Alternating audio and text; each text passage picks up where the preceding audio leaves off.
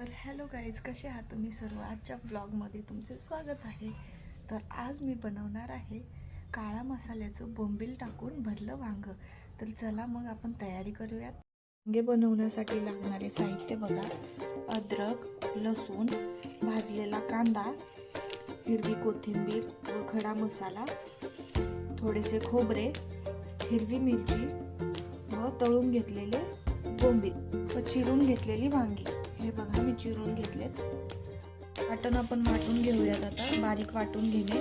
त्या कापलेल्या वांग्यांमध्ये आपण थोडे थोडे मीठ भरून घेऊयात, त्यामुळे वांगे चवदार लागते. आपले वाटण छान बारीक वाटून झालेले आहे, हे बघू शकता तुम्ही. चला तर मग आता आपण फोडणीची तयारी करून घेऊयात. पातेले गॅसवर ठेवले आणि त्यामध्ये 4 चमचे तेल टाकून घेतले.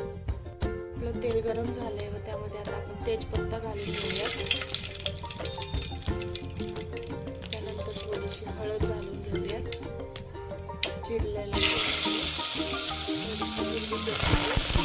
वाटण केलेले मसाला त्यात टाकून घेऊयात.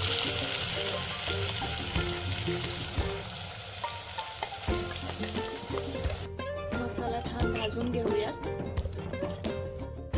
आपल्या मसाल्यात वांगे पण टाकूयात आपण आता आणि ते चांगले फ्राय करून घेऊयात, म्हणजे वांग्यांमध्ये पण मसाला लागेल.